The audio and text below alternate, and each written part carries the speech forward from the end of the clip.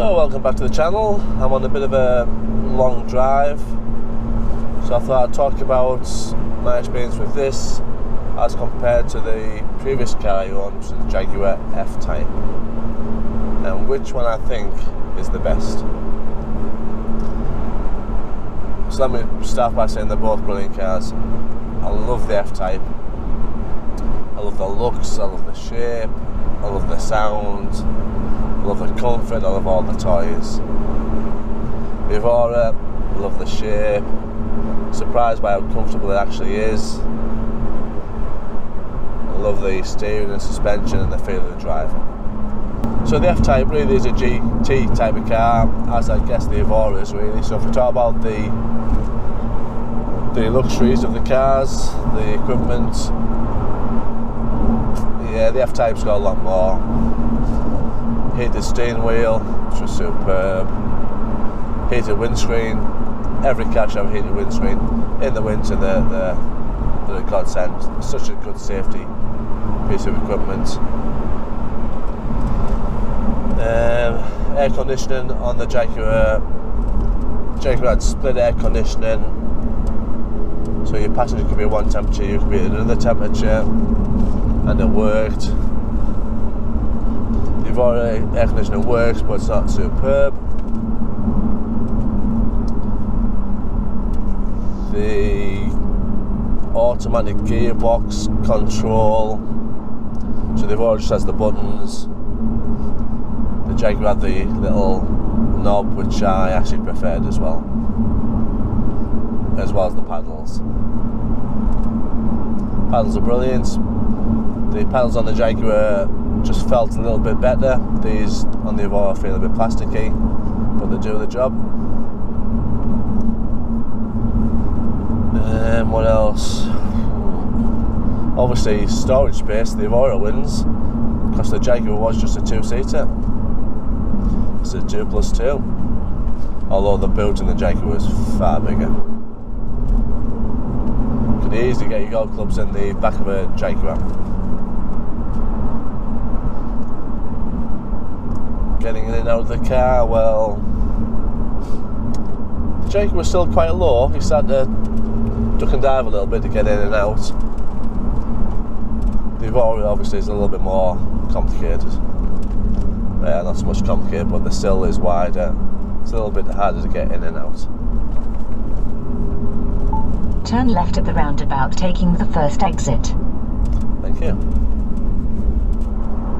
The F-Type is fantastic. It's far better than the Evora. One thing I would say about the F-Type is the steering wheel. The one I had was the standard Land Rover, Range Rover wheel, which was just too big. Although it was heated, which was brilliant in the winter. The Evora steering wheel is lovely. It's the flat-bottomed one. Hands just fall into place. Better steering wheel on the Evora. The dashboard, again, the Jaguar had a better dashboard. More information at hand.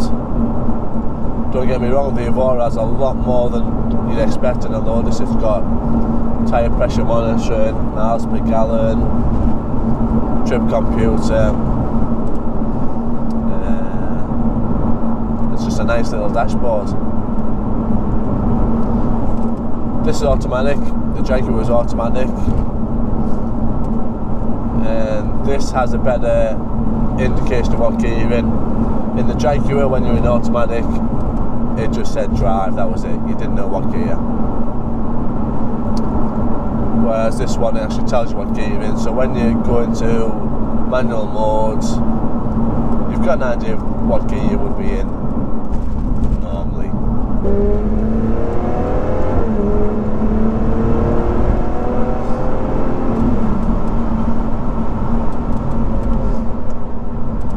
Yeah, gearbox wise, Jaguar had a much more modern 8-speed gearbox as opposed to this older style 6-speed.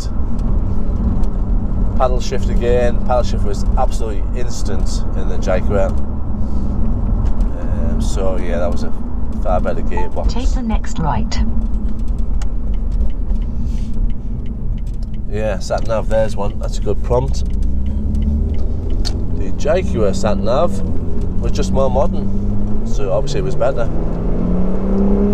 This one's not very good, and I can understand why a lot of people change the head unit for a more modern one. I think I'd be doing that. What else? Yeah, you can't really compare luxury because the Jaguar was a luxury car. But actually these seats I find better. I find them more comfortable, they're more supportive, and they're heated as well. Working on the cars, well, the Jaguar I just wouldn't. There's a massive engine cover on it. I took it off once and I thought, oh. Take the next left. Yeah, this is going towards Jaguar, this. Whereas this one, yeah, it's nice and easy to work on after all. It's a Toyota. Parts are cheap. Bit fiddly doing the service and work, but you know, if you're a competent DIY person, you'll be able to do it yourself, no problem. I've actually got videos on that if you're tuned into the channel, subscribe to the channel.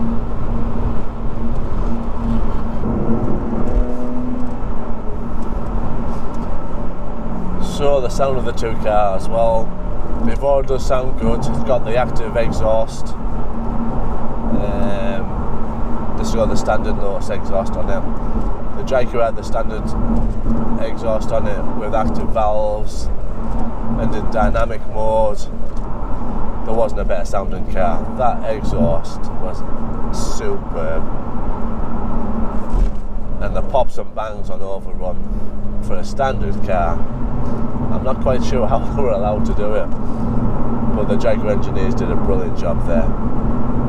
So the exhaust, brilliant. The design of the cars, well, they both look great. They both look like supercars. For me, the F-Type has it. The looks of the F-Type are just amazing, especially from the back. The rear haunches. Again, this has the rear haunches as well, which just makes the car stand out. And brilliant. I think from the front, the Evora looks the best. The Jaguar just had a little, maybe just a little bit too rounded in the front, maybe a bit bland. Whereas the Evora has the sharp look of a super sports car. But for me, the F-Type, the side profile, the long bonnet, harks back to the old days of the E-Types. So yeah, the F-Type is a better looking car. Not to say this one isn't good, this one's superb as well.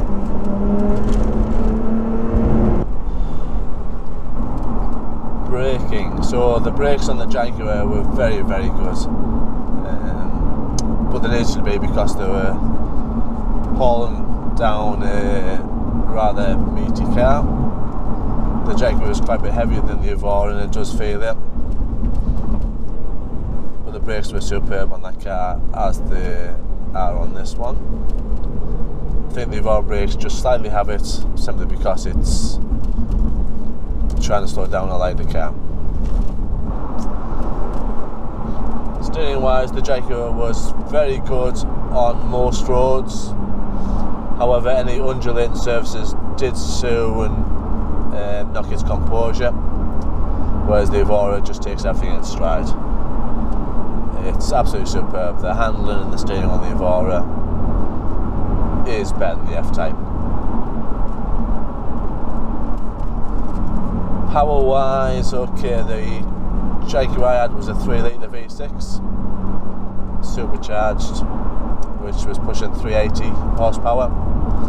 This is the 3.5 V6 normally aspirated, so we're about 100 horsepower down, but it is a lighter car. The Jaguar did feel faster though. I think if you look at the performance figures, there's not much difference in them, but it just felt faster. Certainly the acceleration was considerably better.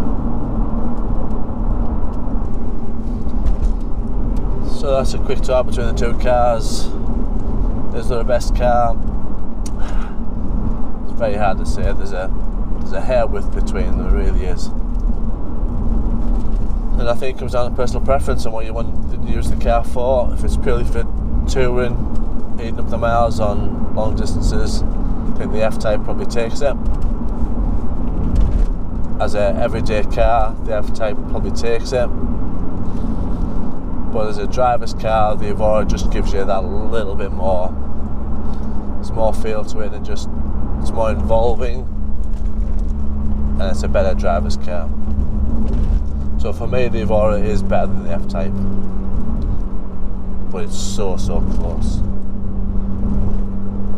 Thanks for watching. Hope you found it useful. Please subscribe to the channel, and I'll see you on the next video.